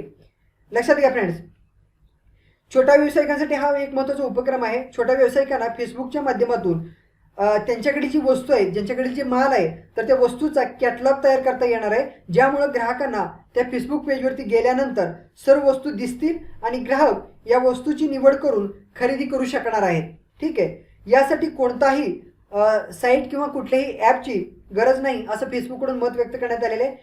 जे विक्रेते आहेत म्हणजे जे छोटे विक्रेते आहेत, तर ते विक्रेत्यांना व्हॉट्सअप ॲप असेल किंवा मेसेंजर असेल किंवा इंस्टाग्राम असेल, तर याच्या माध्यमातून माहिती देऊ शकतील. आणि फेसबुक ही जी सुविधा आहे, तर अगदी फ्री ऑफ कॉस्ट असणार आहे फ्रेंड्स. म्हणजे ह्या सुविधेसाठी कुठला चार्जेस करायची गरज नाही आहे, कुठला चार्जेस द्यायची गरज नाही आहे, आवश्यकता नाही आहे. त्यानंतर फ्रेंड्स, पुढचा महत्त्वाचा न्यूज आहे, खूप म्हणजे खूप इम्पॉर्टंट आहे. काय इम्पॉर्टंट आहे, तर येणाऱ्या अपकमिंग परीक्षे दृष्टिकोनातून हा न्यूज खूप इम्पॉर्टंट आहे. कारण क्रिकेट जो आहे, तर ते MPSCचा एकदम फेवरेट टॉपिक आहे. मग ते कसोटी असो किंवा क्रिकेटशी निगडीत कुठलाही न्यूज असो, तर MPSC दृष्टिकोनातून खूप महत्त्वाचा आहे. तर समजून घेऊया. स्थानिक पंच नेमण्याची ICCचा शिफारस भारतासाठी आव्हानात्मक, हा एक महत्त्वाचा न्यूज आहे. तर बघा, कोरोना मुक्तीनंतर क्रिकेट सामने सुरू करताना आंतरराष्ट्रीय सामन्यांना 2 स्थानिक पंच नेमावेत. कोरोनामुक्तीनंतर जे क्रिकेट सामने सुरू करताना आंतरराष्ट्रीय सामन्यांना 2 स्थानिक पंच नेमावेत. ही आंतरराष्ट्रीय क्रिकेट परिषदेच्या अनिल कुंबळेच्या नेतृत्वाखाली क्रिकेट समितीने केलेली शिफारस भारतासाठी आव्हानात्मक ठरणार आहे. का आव्हानात्मक ठरणार आहे? विशेषतः कसोटी क्रिकेटसाठीची अनुभवाचा अभाव हे भारतीय पंचांचा भेडसावत आहे. तर बघा, ICCच्या आंतरराष्ट्रीय पंच समितीमध्ये फ्रेंड्स, माफ करा, मला व्यवस्थित तुम्हाला एक्सप्लेन करताना याला, म्हणजे तुम्हाला परमनंट हे जी न्यूज आहे लक्षात राहायला पाहिजे, त्याला मला व्यवस्थित एक्सप्लेन करताना नाही, मी पुन्हा एकदा तुम्हाला व्यवस्थित एक्सप्लेन करून सांगतो.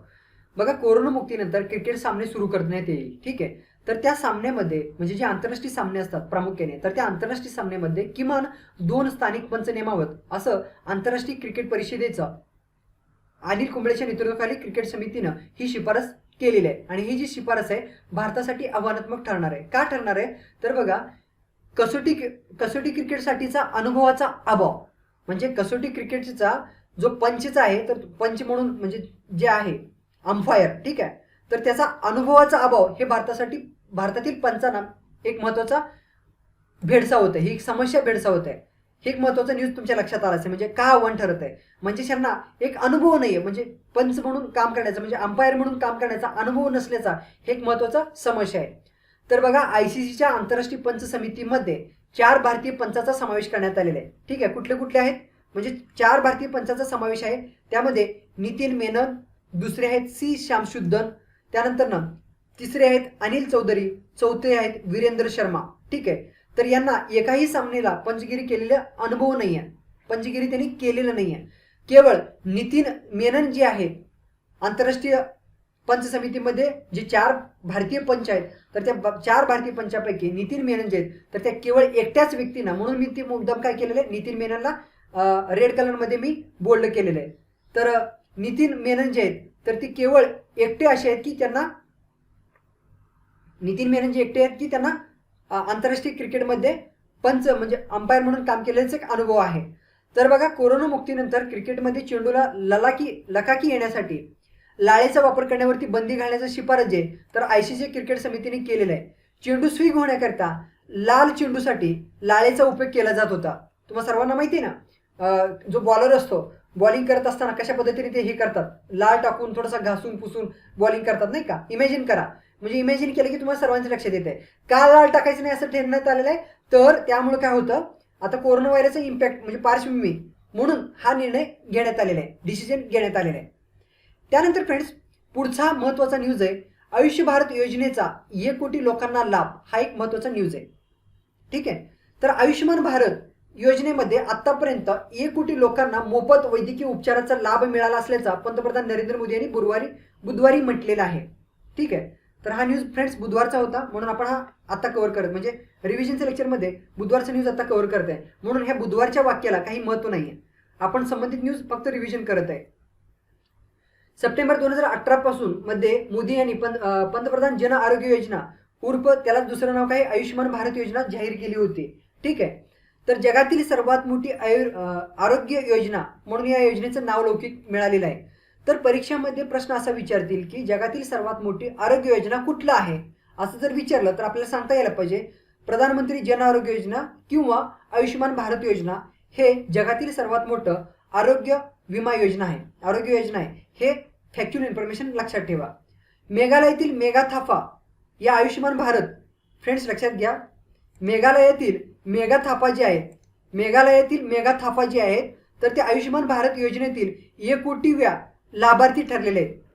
1 कोटी म्हणजे बघा, आयुष्यमान भारत योजनेचा 1 कोटी लोकांना लाभ हा फॅक्च्युअल इन्फॉर्मेशनमध्ये 1 कोटीवे लाभार्थी कोण ठरलेले आहेत, मेगाथाफा. कोण आहेत ते, मेघालयातील. तर त्यांच्याशी पंतप्रधान नरेंद्र मोदी यांनी दूरध्वनीवर संवाद साधलेला आहे. तर आता परीक्षा दृष्टिकोनातून एक महत्त्वाची इन्फॉर्मेशन लक्षात ठेवा, मेघालयातील मेगाथापा जे आहेत तर ते आयुष्यमान भारत योजनेतील 1 कोटीवे लाभार्थी ठरलेले आहेत. हा फॅक्च्युअल इन्फॉर्मेशन लक्षात ठेवा. ह्या जे थापा आहेत मेगाथापा या एका सैनिकाच्या पत्नी असून त्यांच्यावरती आयुष्यमान भारत योजनेमध्ये शस्त्रक्रिया यशस्वी झालेला आहे. त्यानंतर फ्रेंड्स, आपण समजून घेण्याचा प्रयत्न करूया प्रधानमंत्री जन आरोग्य योजना. परीक्षेमध्ये योजनेवरती प्रश्न विचारतात तर आपल्याला सांगता यायला पाहिजे. तर बघा, प्रधानमंत्री जन आरोग्य योजना जे ह्याची घोषणा जे तर ते 15 ऑगस्टला करण्यात आलेले आहे. ठीक आहे, प्रधानमंत्री जन आरोग्य योजनेची घोषणा कधी करण्यात आलेली आहे, 15 ऑगस्टला करण्यात आलेली आहे. ह्या योजनेची सुरुवात कधी करण्यात आलेली आहे फ्रेंड्स, 23 सप्टेंबरला. ह्या योजनेची सुरुवात 23 सप्टेंबरला करण्यात आलेली आहे. हे फॅक्च्युअल इन्फॉर्मेशन लक्षात ठेवा. ठीक आहे, म्हणजे कधी 2018 मध्ये 23 सप्टेंबर 2018ला प्रधानमंत्री जन आरोग्य योजना किंवा आयुष्यमान भारत योजनेची सुरुवात करण्यात आलेली आहे. तर हे योजनेचं उद्दिष्ट काय आहे, तर दारिद्र्यरेषेखालील जी कुटुंब आहेत, दारिद्र्यरेषेखालील कुटुंबांना वैद्यकीय खर्चाची हमी देणं ह्या योजनेचं महत्त्वाचं उद्दिष्ट आहे. ठीक आहे, तर या योजनेची सुरुवात जे नरेंद्र मोदी यांनी रांची, झारखंड या ठिकाणी करण्यात आलेली. झारखंडची राजधानी कुठला आहे फ्रेंड्स, झारखंडची राजधानी रांची, हे लक्षात ठेवा. रांची दुसरं एक आपले देशाचे माजी कर्णधार, क्रिकेटचे कर्णधार कोण आहेत, जे की महेंद्रसिंग धोनी कुठल्या शहराचे आहेत, ते रांची मधलीच आहेत, बरोबर का. तर बघा लक्षात ठेवा फॅक्च्युअल इन्फॉर्मेशन, ह्या योजनेची सुरुवात आहे, प्रधानमंत्री जन आरोग्य योजनेची सुरुवात जी आहे तर नरेंद्र मोदी यांनी रांची या ठिकाणी करण्यात आलेली आहे. रांची कुठे आहे, झारखंडमध्ये. ठीक आहे. तर बघा ह्या योजनेसाठी आर्थिक तरतूद जर विचार केला तर केंद्र सरकारकडून 60% आर्थिक तरतूद करण्यात येणार आहे आणि 40% जी तरतूद आहे राज्य सरकारकडून करण्यात येणार आहे. 40% तरतूद राज्य सरकारकडून, 60% तरतूद केंद्र सरकारकडून ह्या योजनेसाठी करण्यात येणार आहे. सरकारी रुग्णामध्ये 5 लाखापर्यंत ह्या योजनेअंतर्गत मोफत उपचार करण्यात येणार आहे. सरकारी रुग्णालयामध्ये 5 लाखापर्यंत ह्या योजनेअंतर्गत मोफत उपचार जे करण्यात येणार आहे. 10 कोटी गरीब भारतीयांना ह्या योजनेचा लाभ भेटणार आहे. फ्रेंड्स लक्षात घ्या, प्रधानमंत्री जन आरोग्य योजनेचा 10 कोटी जे गरीब नागरिक आहेत भारतातील तर त्या नागरिकांना, भारतीयांना लाभ भेटणार आहे. ह्या योजनेचा एक महत्त्वाचा उद्देश फ्रेंड्स लक्षात घ्या, जी महागडे आरोग्य सेवा आहेत तर त्या महागडे आरोग्य सेवेचा मोफत उपचार ह्या योजनेअंतर्गत करण्यात येतो. फ्रेंड्स त्यानंतर फ्रेंड्स पुढचा महत्त्वाचा न्यूज आहे, कर्जदारांना दिलासा, हप्ता न भरण्याची मुभा 3 महिन्यांनी वाढवली. कोरोनाच्या पार्श्वभूमीवरती रिझर्व्ह बँकेने रेपो दरामध्ये कपात करण्याचा निर्णय घेतलेला आहे. रेपो दरामध्ये 40 बेसिस पॉईंट्सनी कपात करून, म्हणजेच रेपो रेट जो आहे आत्ता 4.4% वरून आता 4% करण्यात आलेला आहे. त्यानंतर रिव्हर्स रेपो रेट जो आहे तर तो 3.3% पर्यंत कपात करण्यात आलेला आहे. फ्रेंड्स लक्षात घ्या, सर्वसामान्यांवरील कर्जाचा जो हप्ता आहे, ठीक आहे, जसे की दुकानदार असतील, छोटे व्यावसायिक असतील, तर ते कर्जाच्या हप्त्याचं ओझं वाढू नये यासाठी ते न भरण्याची मुभा 3 महिन्यासाठी देण्यात आली होती. तर त्यामध्ये आता अजून 3 महिन्यात वाढ करण्यात आलेली आहे. म्हणजेच ह्यापूर्वी मार्च, एप्रिल आणि मे या 3 महिन्यासाठी कर्जाचा हप्ता न भरण्याचा मुभा देण्यात आला होता. आता त्यामध्ये वाढ करण्यात येऊन जून, जुलै आणि ऑगस्टपर्यंत वाढ करण्यात आलेली आहे. फ्रेंड्स ही कर्ज सवलत जी आहे खूप महत्त्वाचं आहे, कारण बघा अनेक उद्योग व्यवसाय असतील, छोटे व्यावसायिक असतील, दुकानदार असतील, नाही का, त्यांचं कोरोना व्हायरसच्या मुळे काय झालेलं की सर्व काही ठप्प असल्यामुळं तर त्यांना जो काही कर्जाचा हप्ता फेडण्यासाठी जो पैशाची गरज होती तर ते त्यांच्याकडे पैसाच नसल्या कारणामुळे ते कर्जाचा हप्ता भरू शकत नव्हते. तर त्यामुळे रिझर्व्ह बँक ऑफ इंडियाने त्यांना दिलासा दिला होता आणि हा जो दिलासा आहे परत अजून 3 महिन्यांनी वाढवून जून, जुलै, ऑगस्टपर्यंत वाढ करण्यात आलेला आहे. फ्रेंड्स हा जो न्यूज आहे रिझर्व्ह बँक ऑफ इंडियाशी संबंधित आहे, म्हणून आपण रिझर्व्ह बँक ऑफ इंडियाबद्दल थोडंसं additionally exam point of view information discuss करूया. रिझर्व्ह बँक ऑफ इंडियाची स्थापना कधी करण्यात आलेली आहे, 1 एप्रिल 1935 मध्ये करण्यात आलेली आहे. ठीक आहे. कुठल्या कायद्यानुसार, reserve bank of India act 1934 ह्या कायद्यानुसार करण्यात आलेला आहे. सध्याचे अध्यक्ष रिझर्व्ह बँक ऑफ इंडियाचे गव्हर्नर कोण आहेत, शक्तिकांत दास हे रिझर्व्ह बँक ऑफ इंडियाचे सध्याचे गव्हर्नर आहेत. मुख्यालय कुठं आहे रिझर्व्ह बँक ऑफ इंडियाचं, मुंबई या ठिकाणी. फ्रेंड्स आत्ता सध्याला जे काही मॉनिटरी पॉलिसीनुसार जो काही रेट आहेत, CRR असेल, SLR असेल, रेपो रेट असेल, रिव्हर्स रेपो रेट असेल, बँक रेट असेल, हे जे काही रेट आहेत तर ते समजून घेऊया काय काय आहेत. तर बघा फ्रेंड्स, CRR म्हणजे काय, CRR कशाला म्हणायचा, कॅश रिझर्व्ह रेशो असं त्याला म्हणायचा. तर आता सध्याला तो किती आहे, 3%. आता कॅश रिझर्व्ह रेशो काय असतो फ्रेंड्स, एक एक्झाम्पलच्या माध्यमातून समजून घेऊया. XYZ नावाचं एक बँक आहे समजा. तर XYZ या बँकेमध्ये XYZ बँकेमध्ये एकूण मुदत आणि मुद्दल, XYZ बँकेमध्ये मुदत आणि मुद्दल ठेवीपैकी समजा मुदत आणि मुद्दल ठेवी समजा 100 कोटी रुपये जमा झाले समजा. XYZ बँकेमध्ये एकूण मुदत आणि मुद्दल ठेवी जी आहे तर ते 100 कोटी रुपये जमा झालेले समजा. तर या 100 कोटी रुपयेपैकी कॅश स्वरूपामध्ये रिझर्व्ह बँकेकडे म्हणजे 3 कोटी रुपये रिझर्व्ह बँकेमध्ये ठेवावा लागतो. म्हणजे त्याला काय म्हणायचं, कॅश रिझर्व्ह रेशो. हा प्रमाण किती आहे, 3%. म्हणजेच हा 3% रक्कम म्हणजे 3% रक्कम म्हणजे 3 कोटी रक्कम जी आहे 100 कोटीपैकी, तर त्यांना कर्ज पुरवठा करण्यामध्ये म्हणजे ह्याचा वापर करता येत नाही बँकेला, कुठल्याही बँक असेल ते व्यापारी बँकांना. त्यानंतर ना SLR म्हणजे काय, SLR म्हणजे समजून घेऊया SLR म्हणजे काय असतो. तर बघा हा SLR जो असतो ज्याप्रमाणे CRR असतो, ठीक आहे, तर त्याचप्रमाणे SLR जो आहे तर तो 18.50% म्हणजे दुसऱ्या एक एक्झाम्पलच्या माध्यमातून समजून घेऊया. 100 कोटीपैकी 18 पॉईंट म्हणजे 18,50,00,000 जो आहे, म्हणजे ज्याप्रमाणे CRR अंतर्गत रिझर्व्ह बँकेमध्ये एकूण ठेवीपैकी जे रक्कम ठेवावं लागतं तर त्याच प्रमाणामध्ये SLR जो आहे, या दोन्हीतला डिफरन्स समजून घेऊया फ्रेंड्स. व्यवस्थित मी तुम्हाला समजावून सांगतो, अजून एकदा रिपीट करतो. तर बघा CRR जो आहे तर तो एकूण बँके म्हणजे XYZ बँकेमध्ये जो काही एकूण मुदत आणि मुद्दल ठेवी जी जमा झालेली असते तर त्या मुदत आणि मुद्दल ठेवीपैकी 3% रक्कम जो आहे म्हणजे 3 कोटी रक्कम जो आहे तो रिझर्व्ह बँक ऑफ इंडियामध्ये कॅश रूपामध्ये ठेवावा लागतो. म्हणजेच आता ह्या बँकेमध्ये किती रक्कम राहिली शिल्लक म्हणजे व्यवहार करण्यासाठी, आर्थिक व्यवहार करण्यासाठी केवळ 97 कोटी रुपये म्हणजे 97%. बरोबर का? आता SLR म्हणजे काय असतो तर SLR देखील CRR सारखाच असतो. मात्र न हे रिझर्व्ह बँक ऑफ इंडियामध्ये न ठेवता बँका जे तर स्वतःकडे ठेवतात. म्हणजेच हे प्रमाण किती आहे 18.50%. म्हणजेच 100 कोटीपैकी 3 कोटी रिझर्व्ह बँक ऑफ इंडियाकडे ठेवावं लागतात आणि 18.50 कोटी जे आहे म्हणजे 18,50,00,000 रुपये जे आहे तर ते स्वतःकडे ठेवावं लागतात म्हणजे स्वतःच्या बँकेमध्ये ठेवावं लागतात. म्हणजे हे 3 कोटी प्लस हे 18.50 कोटी जी आहे रक्कम आहे तर ते आर्थिक व्यवहार करता येणार नाही म्हणजे कर्ज स्वरूपामध्ये त्यांना वापर करता येणार नाही. आता रेपो रेट काय असतो फ्रेंड्स? रेपो रेट म्हणजे रिझर्व्ह बँक ऑफ इंडिया जे व्यापारी बँका असतात तर त्या व्यापारी बँकांना अल्प मुदतीसाठी जे रक्कम देतात आणि त्या रकमेवरती जो व्याजदर आकारला जातो तर त्याला काय म्हणतात रेपो रेट. आता रिव्हर्स रेपो रेट काय म्हणतात? रिव्हर्स रेपो रेट म्हणजे अल्प मुदतीसाठी व्यापारी बँका ज्याप्रमाणे रिझर्व्ह बँक ऑफ इंडियाला निधी देतात ठीक आहे तर त्या निधीवरती जो कर्ज आकारला जातो तर त्या कर्जाच्या दराला काय म्हणतात रिव्हर्स रेपो रेट. ठीक आहे. आता बँक रेट काय असतो? आता रिव्हर्स रेपो रेट किती आहे सध्याला 3.35%. रेपो रेट किती आहे 4%. आता बँक रेट काय असतो ते समजून घेऊया. बँक रेट संकल्पना काय फ्रेंड्स? ज्याप्रमाणे रेपो रेट काय केला जातो रिझर्व्ह बँक ऑफ इंडियाला अल्पमुदतीसाठी जो काही कर्ज उपलब्ध करून देतो आणि ज्या कर्जावरती जो व्याजदर आकारला जातो त्याला रेपो रेट म्हणतात. आता फक्त इथं डिफरन्स काय? रिझर्व्ह बँक ऑफ इंडिया व्यापारी बँकांना दीर्घ मुदतीसाठी, शब्द काय लक्षात घ्या फ्रेंड्स, दीर्घ मुदतीसाठी जे कर्ज दिला जातो लॉंग टर्म लोन जो दिला जातो त्यासाठी त्या लोनवरती जो कर्जदर आकारला जातो जो व्याजदर आकारला जातो त्या व्याजदराला काय म्हणतात बँक रेट म्हणतात. सध्याला बँक रेट किती आहे 4.65%.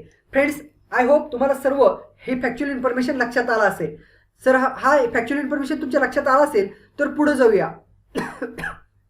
माफ करा फ्रेंड्स. पुढचं न्यूज आपण डिस्कस करूया. थकबाकीदार 11 लाख शेतकऱ्यांची जबाबदारी सरकारवरती, खरीप हंगामासाठी नव्याने कर्ज देण्याची बँकांना आदेश. संबंधित न्यूज काय आपण डिस्कस करूया.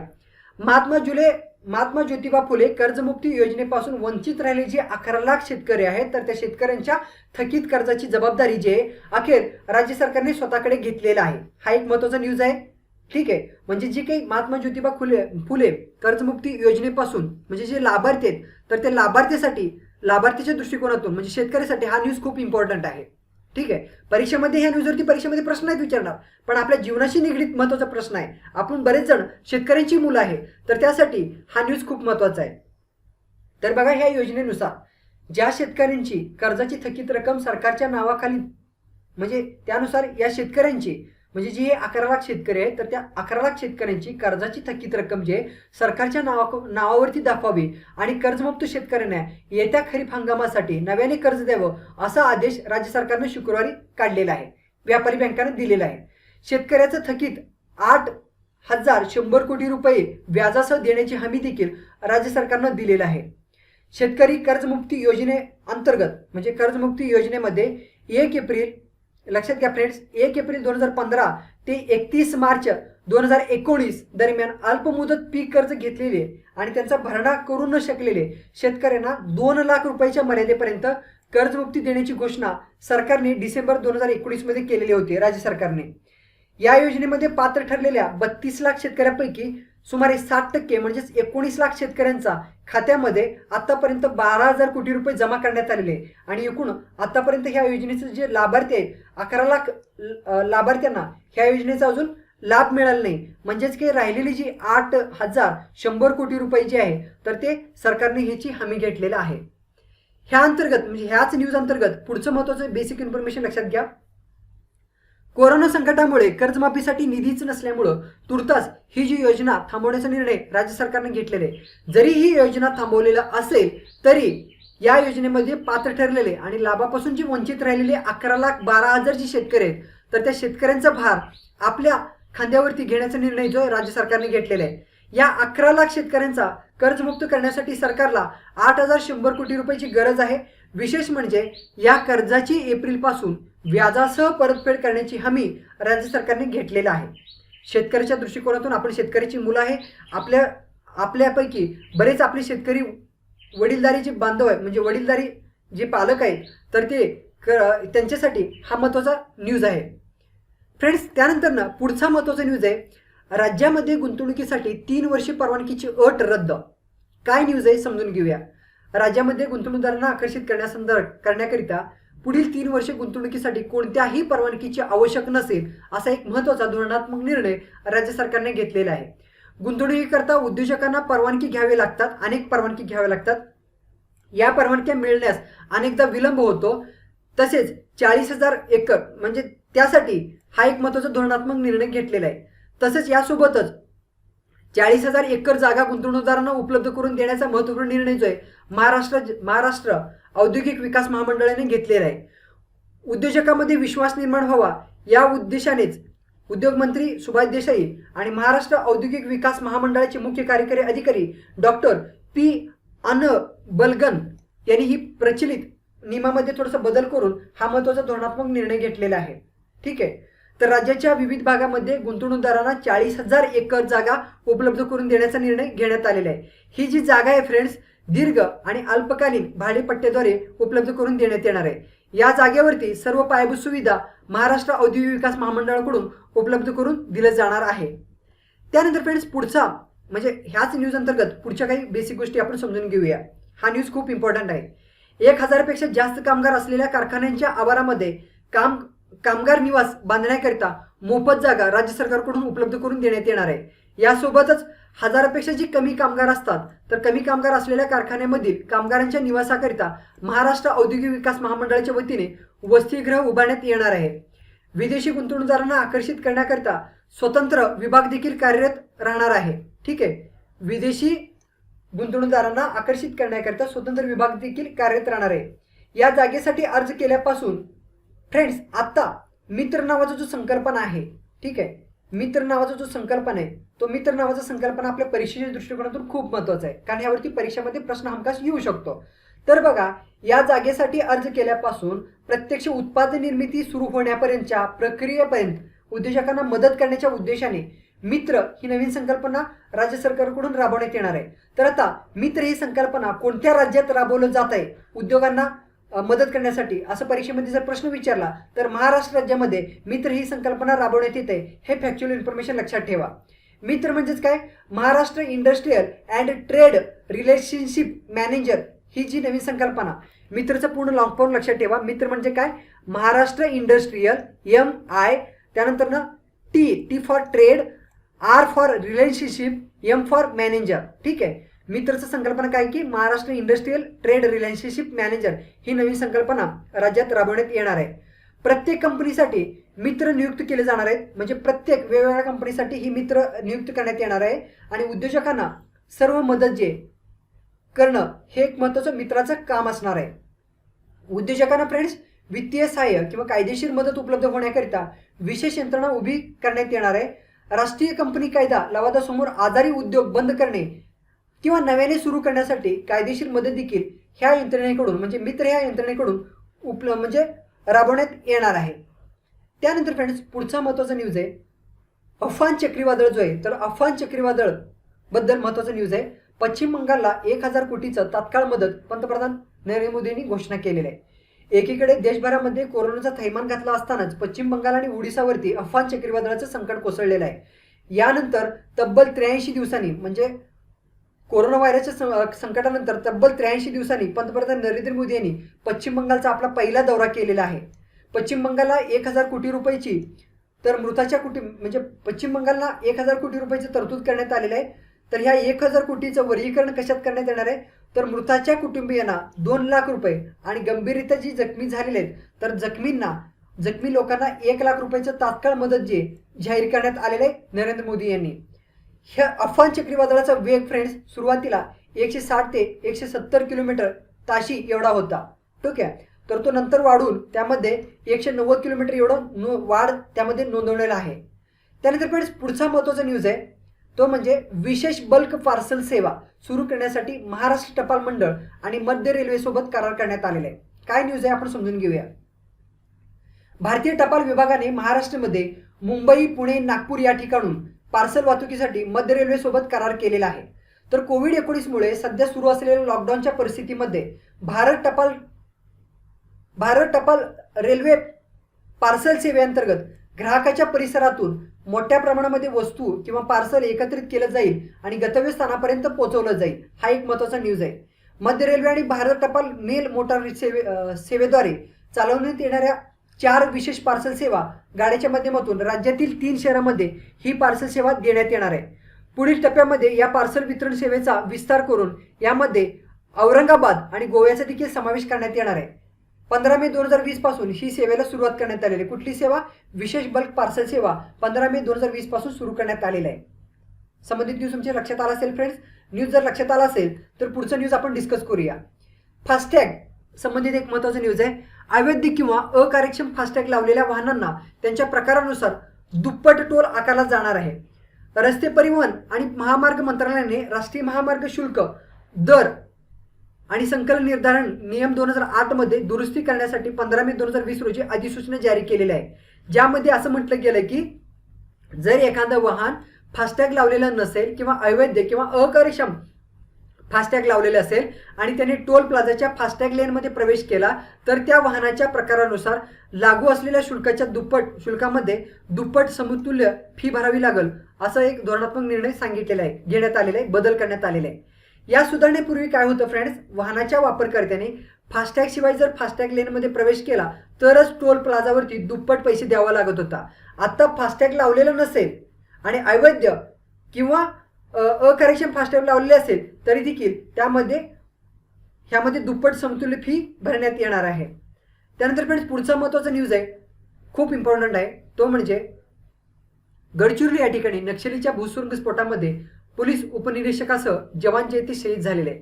गडचिरोलीतील भामरागड या तालुक्यामधील अलदंडी किंवा गुंडूरवाहीच्या जंगलामध्ये 17 मे 2020 ला सकाळी 6 वाजताच्या सुमारास नक्षलवाद्यांनी घडवून आणलेल्या भूसुरुंग स्फोटामध्ये पोलीस उपनिरीक्षक PSI धनाजी हुनमाने आणि C60 पथकाचे शिपाई किशोर आत्राम, पोलीस कॉन्स्टेबल हे जे शहीद झालेले आहेत.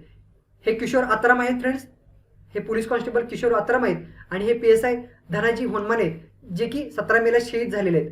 धनाजी हुनमाने यांना नुकतंच नक्षलविरोधी केलेल्या उत्कृष्ट कामगिरीसाठी पोलीस महासंचालक पथकाने देखील यांना गौरवण्यात आलेला होता. तर फ्रेंड्स 2 मेला म्हणजे ही जी भूसुरुंग स्फोट घडवण्यात आलेले आहे नक्षलवाद्यांनी, तर ही जी पार्श्वभूमी आपण समजून घेऊया. 2 मेला काय झाला होता, 2 मे रोजी एटापेट्टी तालुक्यातील सीनभट्टी या ठिकाणी जंगलामध्ये झालेल्या चकमकीमध्ये पोलिसांनी जहाल नक्षली आणि कसनसूर दलमच्या विभागीय समितीच्या सदस्यांनी सृजनका हिला कंठस्नान घातला होता. जहाल नक्षली आणि कसनसूर दलमच्या विभागीय समितीचे सदस्य जिचं नाव आहे सृजनका हिला कंठस्नान घातलेला होता. तिच्या हत्येचा निषेध म्हणून नक्षलवाद्यांनी ठिकठिकाणी पोस्टर्स लावून 20 मे पर्यंत जिल्हा बंदचं आव्हान केला होता. या बंदच्या पार्श्वभूमीमध्ये नक्षलवाद्यांनी हिंसक कारवाई करणं सुरू केलेलं आहे. ठीक आहे. तर फ्रेंड्स संबंधित न्यूज खूप इम्पॉर्टंट होता. त्यानंतर पुढचा महत्त्वाचा न्यूज आहे, डॉक्टरांकडून डॉक्टरसाठी नवा संरक्षक भारतीय हवामानामध्ये अधिक सुखकर ठरणारा PPE किट तयार करण्यात आलेलं आहे. फक्त आता एकच इन्फॉर्मेशन लक्षात ठेवा परीक्षेच्या दृष्टिकोनातून, ते म्हणजे भारतीय कल्पक वस्त्र साहित्यापासून तयार करण्यात आलेला नौदलाचा नावरक्षक PPE मुळे वैद्यकीय आणि आरोग्य व्यावसायिकामध्ये नवी आशा निर्माण झालेली आहे. फ्रेंड्स नौदलाचा नावरक्षक हे PPE किट कुणी तयार केलेलं आहे, त्यांचं नाव आहे लेफ्टनंट कमांडर अर्णब घोष यांनी ही PPE किट तयार केलेलं आहे. म्हणून डॉक्टरांकडून डॉक्टरसाठी नवा संरक्षक किट हा एक महत्त्वाचा न्यूज होता. ठीक आहे. तर परीक्षेच्या दृष्टिकोनातून काय लक्षात ठेवणार तुम्ही, नावरक्षक हे नाव लक्षात ठेवा. नावरक्षक हे नाव कुणी तयार केलेलं आहे, म्हणजे कुणी तयार केलेलं आहे, नौदलाच्या डॉक्टरांनी. ठीक आहे, ज्यांचं नाव आहे लेफ्टनंट कमांडर अर्णब घोष यांनी हे PPE किट तयार केलेलं आहे. त्यानंतर फ्रेंड्स गुड न्यूज, अमेरिकेमध्ये कोरोना लसीची पहिली मानवी चाचणी यशस्वी झालेली आहे. ठीक आहे. तर बघा कोरोना व्हायरसला रोखण्यासाठी विकसित करण्यात आलेल्या लसीची अमेरिकेमध्ये चाचणी करण्यात आलेली आहे. अमेरिकेतील ही पहिली मानवी चाचणी आहे. या चाचणीतून समाधानकारक निष्कर्ष समोर आलेले आहेत. ज्यांना ही लस टोचण्यात आलेली आहे त्यांच्या शरीरावरती कुठलाही दुष्परिणाम दिसलेला नाहीत. तसेच कोरोना व्हायरस विरोधामध्ये लढण्यासाठी रोगप्रतिकार शक्ती देखील वाढली आहे असे ही लस विकसित करणाऱ्या मॉडर्ना कंपनीने सांगितलेलं आहे.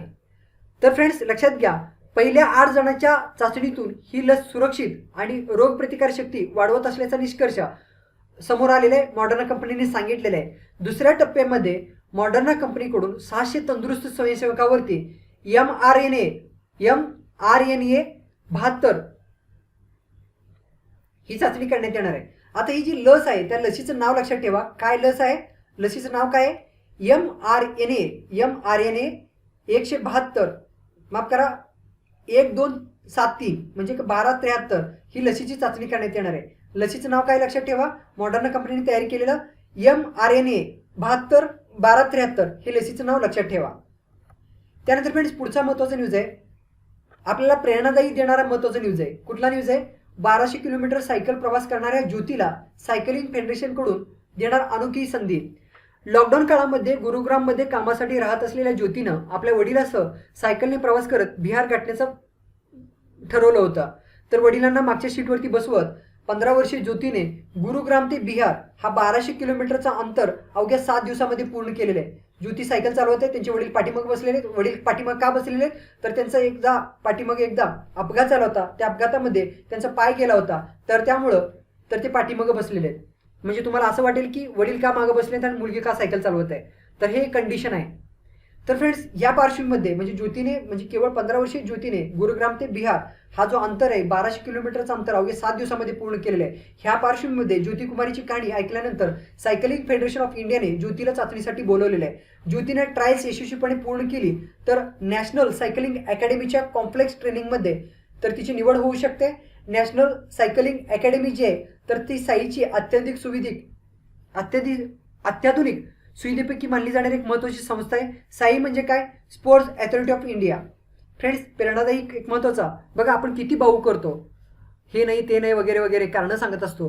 तर 15 वर्षीय ज्योतीने म्हणजे बघा एक म्हण आहे, प्रयत्न करिता वाळूचे तेल ही गडे, एक महत्त्वाचा नाही का संत तुकाराम महाराजांचा एक ओवी आहे. तर हे इथं ह्या ठिकाणी लागू होतं. असे कसं काहीच नाही, शक्य प्रत्येक गोष्ट शक्य आहे, फक्त करण्याची मानसिकता असायला पाहिजे.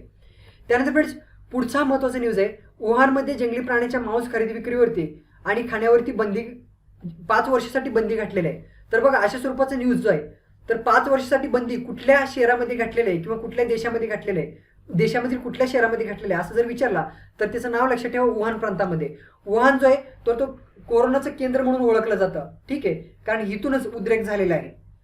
त्यानंतर फ्रेंड्स पुढचा बघा फ्रेंड्स हे होतं आपलं महत्त्वाचं रिव्हिजन म्हणजे न्यूज रिव्हिजनचं डिस्कशन. लेक्चर जर आवडलं असेल तर लेक्चरला लाईक करा, तुमच्या इतर विद्यार्थी मित्रमैत्रिणींमध्ये शेअर करा